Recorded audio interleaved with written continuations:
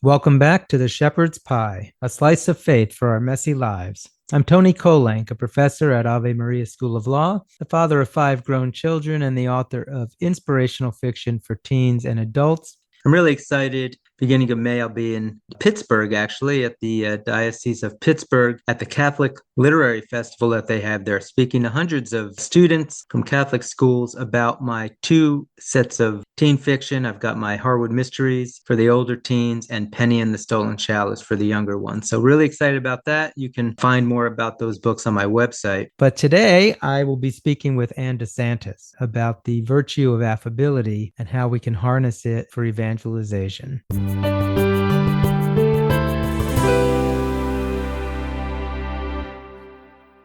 My guest today is Dr. Ann DeSantis, the Executive Director of the St. Raymond Nonnatus Foundation for Freedom, Family, and Faith. She's the author of a new book called The Virtue of Affability, or Friendliness, and its Relevance in Modern Evangelization. She is actually a speaker with Catholic Speakers Organizations, speaks all over the country, and of course she's also a wife, a mother, and a grandmother, and a Catholic. And we've had her on the show before, so it's really exciting to have you back again. Welcome back, Ann. Tony, thank you so much for having me again on your podcast. I always like to be here with you discussing topics. Yeah, and we have an interesting topic today, this idea of friendship or affability and evangelization. But before we get into that a little bit, for those of you who might not have remembered, Ann, tell us a little bit more about your background. What do you do at this foundation? Just a little bit about yourself. Well, thank you so much. My primary vocation in terms of my employment is that I am the executive director for the St. Raymond Nonnatus Foundation for Freedom, Family, and Faith at nonnatus.org. We were founded by a religious order, which is the Mercedarian Religious Order, in 2015. We make pastoral outreach, free pastoral care for families in crisis, those families and individuals who are going through all kinds of adversities, traumas, and challenges. And so my role as executive director really is, it's a multifold position that I do all kinds of things, but I do get to interact with a lot of people who are going through hard times, who are in need of the church's pastoral care. And that's what we try to do. We try to meet them where they are and try to help them to get back on their feet and to feel that they are being looked upon with love by the church. Now, this topic that we're going to be talking about today in the book that you wrote, is there an overlap between kind of what you're writing about and your life there as an executive director? 100%. Yes. I would say that over the 8 years almost that I've been working in this nonprofit, speaking with people from all over the United States and beyond on a daily basis, is that I have learned so much about the trials and tribulations that a lot of people go through. It could be something to do with a relationship crisis. It could be a divorce, a separation, job loss, trauma, loss of a loved one, health crisis. So yes, I would say that my work has led me to want to write this dissertation. I did just get my doctorate, my THD from Pontifex University, and this book was my dissertation, my project. And so it did lead me to a lot of research and also a lot of thought and prayer to be able to bring this topic to life so that people out there who are listening to this podcast and the world can learn about what this virtue is and what it can do to help us to grow as Catholic Christians. So it's an interesting thing to write a dissertation about. So maybe before we dive into the topic, what brought your attention out of all the things you could do a dissertation on to pick that particular topic? I think what drew me to it was some interaction years ago on social media that I would be hearing these words from educated people, educated Catholics, communicating the fact that the truth is the most important thing in terms of evangelization. that is a true fact, really, the truths of our faith. But then I was also hearing that being nice is really a side note. Jesus wasn't necessarily nice. He was good. He was our savior. He is our savior. He lived his life to bring about salvation for all of us through the Paschal mystery, right? The life, death, resurrection, and ascension of himself. But that being nice wasn't necessarily part of the equation for him. There's two different things here, two different aspects. We have kindness, which someone can be kind to someone, do a kind act, but it doesn't necessarily encompass demeanor, because I can be kind to you or to anyone, but I can do a kind act as an anonymous person. So affability is something much different. It does encompass kindness, because in reality, we can't be affable or friendly without having some aspect of kindness in us. But affability is really the demeanor.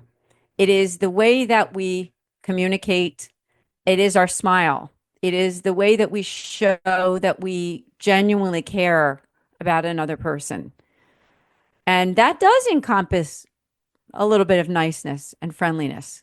My idea with this dissertation is that in our modern evangelization, that we need that. We need to be more open and more willing to listen. Active listening is the ability to listen to another person and not necessarily agree with what they're saying. You can completely disagree politically, morally, whatever it is. But if we're willing to sit down with someone, listen, and still have a friendly demeanor to that person, and I don't mean in a false way, I mean open. In my dissertation, I learned that some of our Catholic saints and the teachings of our church are really in line with that. There's nothing that's against our faith in being that warm and open person. So that's pretty neat. So you've already explained a little bit about affability. Is it related to one of the virtues? Is it just basically a synonym for friendly? You're putting it out there almost like it's a virtue, the virtue of affability. But is that what it is? St. Thomas Aquinas wrote about this in the Summa Theologica. Affability is under the umbrella of justice. So it might not be one of those major virtues in terms of the ones that we're all familiar with, but it's under that umbrella of a part of moral justice in our offerings and our dealings with other people. The way that we show accompaniment to other people. Pope Francis talks a lot about that. He's on the cover of this book, a picture of him in a crowd. He spoke so much about what it means to be a missionary disciple. Each pope has his own charism. One of his greatest charisms was that of the poor. And in injustice, part of the justice that we give to other people is to give to the poor. And the poor are not always people who we would realize in our lives. We think of the homeless, we think of the sick, someone in a nursing home.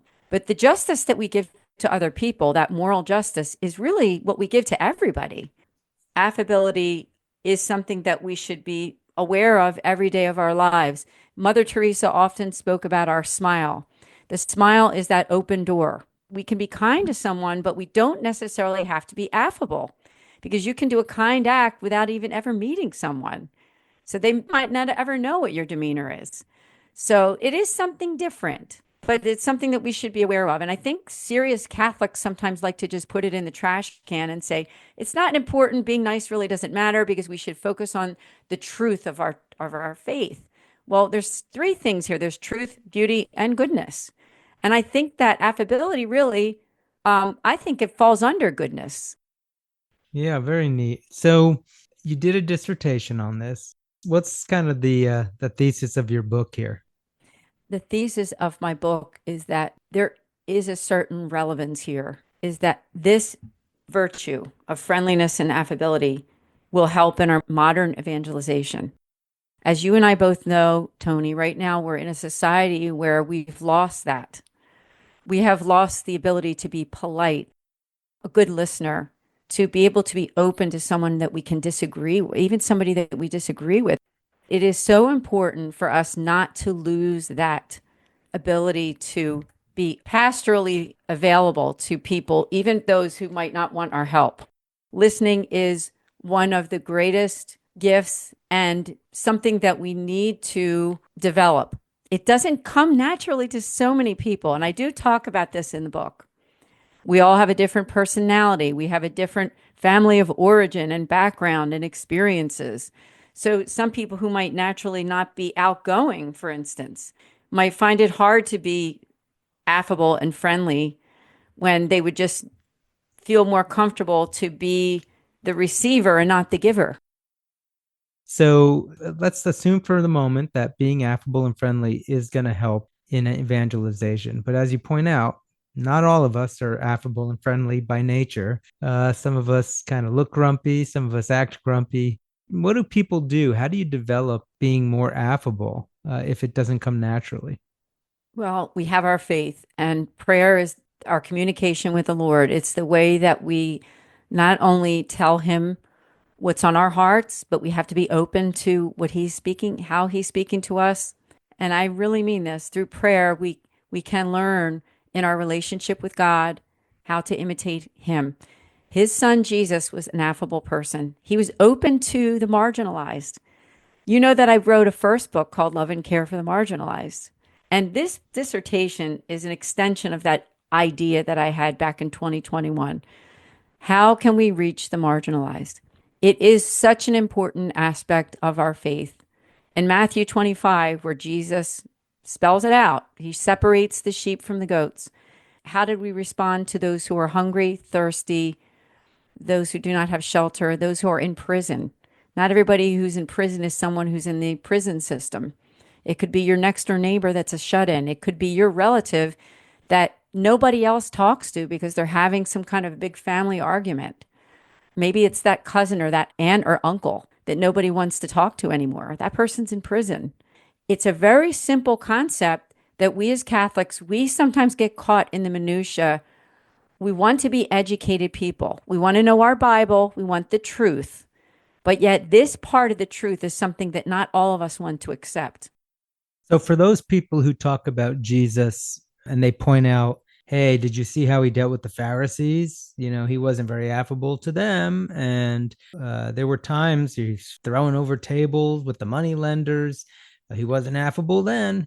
So kind of what is your pitch on Jesus being an affable, kind of friendly guy? Wow, it's so funny because I actually do address that. I do have a chapter where I talk about the fact that yes, Jesus did have times of anger, but just because he had times of anger doesn't mean he wasn't open to others. Because remember, being open, friendly, and affable doesn't mean that we also have times that we do feel a sense of justified anger. Now, there's the key there, isn't it? Justified anger is much different than someone who just flies off the handle at something. That all had to do with justice, why he turned over those tables in the temple, right? It didn't just have to do with his feelings of, just explosiveness and wanting to just let out that anger. It was much different than that. There was a reason for it, but it does not mean or indicate that he was not an open person, especially to the poor and marginalized. And we are to do the same. And that is really the lesson in this book. I do talk about not only the teachings of our Holy Father in the book, but also of other popes, other modern popes, saints, just other lessons within our Catholic faith of why this is something that we really need to learn about and exercise. It's going to go nowhere unless people learn about it. I think it's kind of sad that St. Thomas Aquinas included it in his Summa Theologica. It was important enough for him to mention it and for other saints to discuss, and that most people, a lot of well-schooled people in our faith, still don't understand what it means. That says a lot, doesn't it? Yeah, it does. And I'm curious now because I know you did a lot of research for this, and I'm sure you delved into a lot of the saints. Was there any one particular discussion or saint that really stood out to you, or that surprised you, or that really impacted you? St. Teresa of Calcutta. She talks so much about it, about the marginalized and how the people that are forgotten in our lives, they're always much closer than we realize. She talked about our Calcutta is much closer. We don't need to go to Calcutta or even sometimes even into the inner cities. In our own communities, it could be your own child or your spouse that we need to be more affable and open with. Another one is a saint that's going to be canonized in July, Pier Giorgio Frassati, who died at the age of 24. he was a young saint that devoted his life to caring for those who were poor. And he even died bringing medicine. He got sick because he was bringing medicine to an elderly woman who was destitute. And he himself contracted an illness and died. And at his funeral, thousands and thousands of people showed up. He was Italian. And in examining his life, they found out that this is what his life was all about. And he really was an affable person. I would say that for anybody who is listening to this podcast, he's someone to really learn about and read about. Blessed Pier Giorgio Frassati. But yes, there's so many saints that exercise that, and in my book, I believe I talk about at least 6 to 8 different saints and examining their lives and how their lives have demonstrated this valuable virtue. All right, so spell this out for me a little bit then. If we are more affable or friendly and we make that part of how we relate to people, we are going to have a bigger impact evangelizing. So maybe lay that out for us a little bit. Why is that so, or how is that so?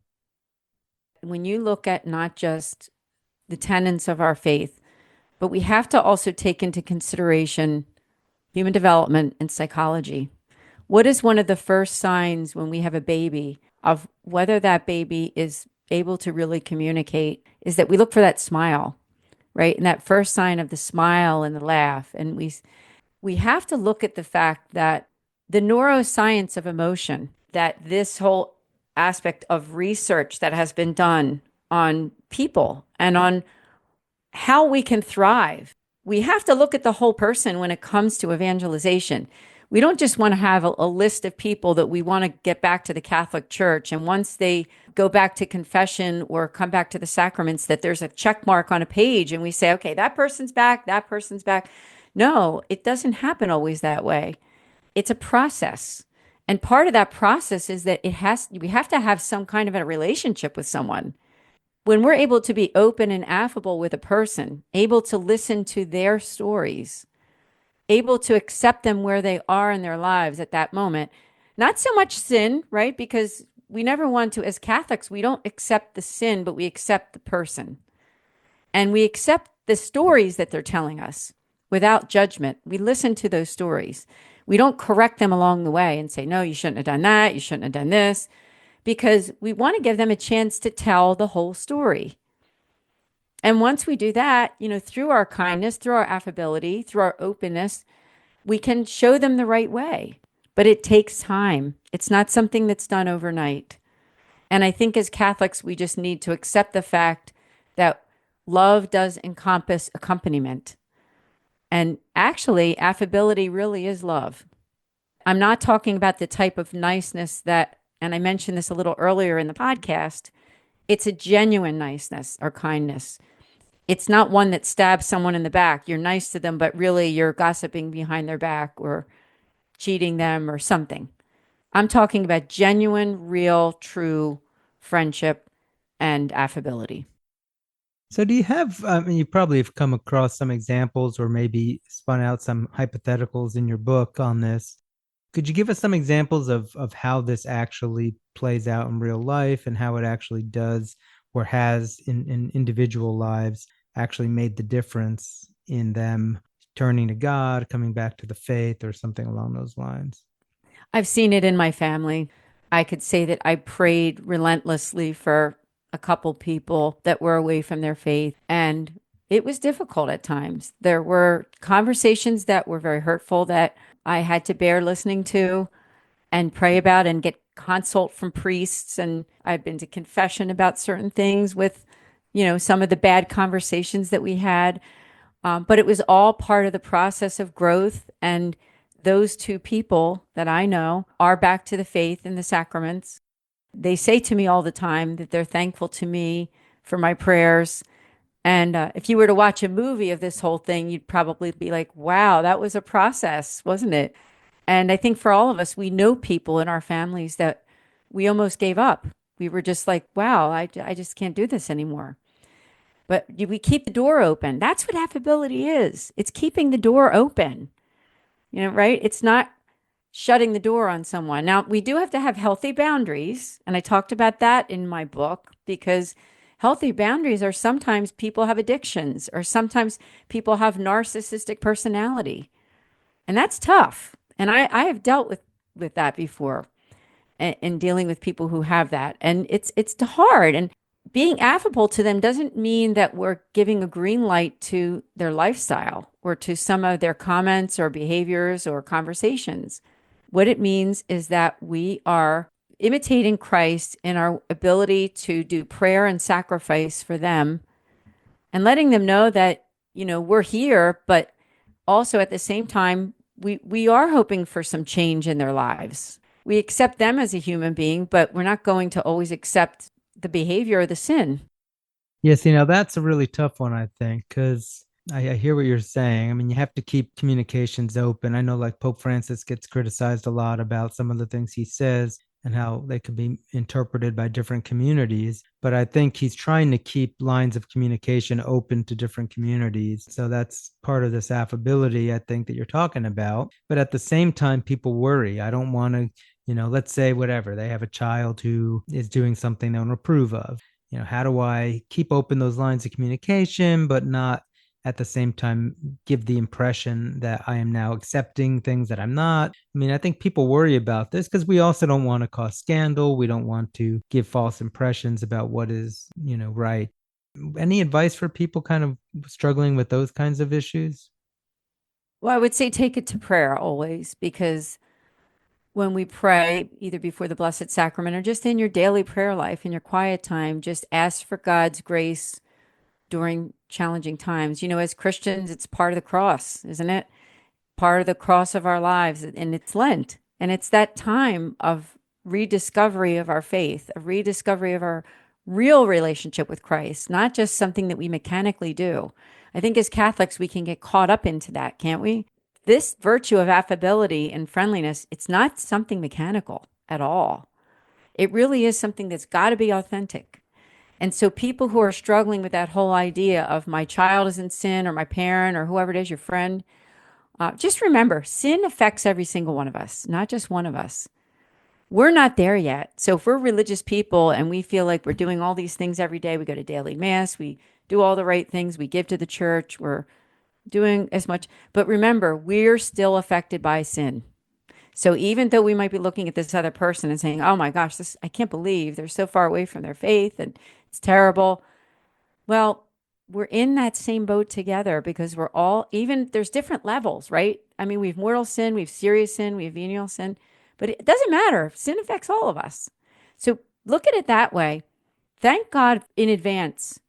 I always say, when you pray, don't look for results. Okay, that's hard, isn't it?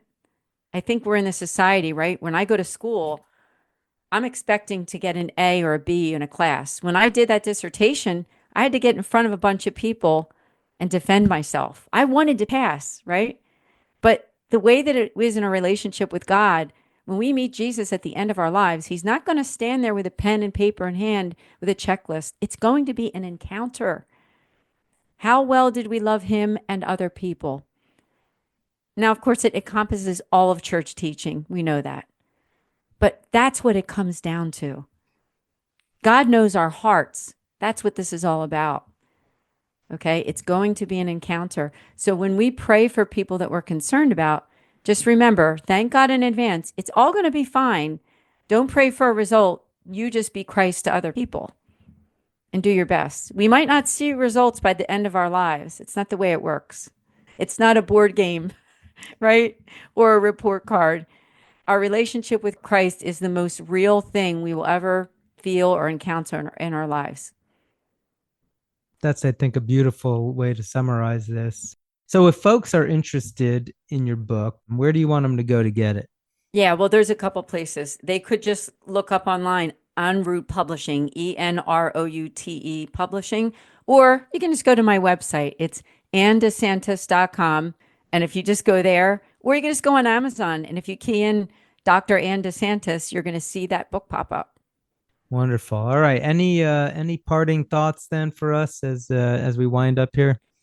Well, I want to thank you. You're doing great work. Please, for people who are listening to this podcast that are friends of mine, I would ask you to subscribe to the Shepherd's Pie podcast and look up Tony Kolenc, Antony Kolenc on Amazon, or go to his website because he's doing amazing work. He's going to be a guest on my show, Journeys in Faith with DeSantis on YouTube. Also, just about me, I'm a Catholic speaker with Catholic Speakers Organization. I am scheduling events both in Pennsylvania, where I live, in the Philadelphia area, and beyond. Right now, I have about 6 or 7 speaking events in the United States, which I'm going to be discussing not only this book, but just topics related to it. Just go to Catholic Speakers Organization and look up my name. Well, it's been wonderful having you on the show, and thank you for that little plug. That's very kind of Oh, you. absolutely. So it's been great having you back. Thank you, Tony. Unfortunately, that is all the time we have for the show today. We've been speaking again with Dr. Ann DeSantis about affability and how it can help us evangelize those in our life. Again, this is Antony Barone Kolenc. If you want me to come speak to your school or a homeschool group, and you can find all that stuff out on my website, antonykolenc.com. But until next time, may God bless us as we rely on our faith to work through the messy challenges in our lives.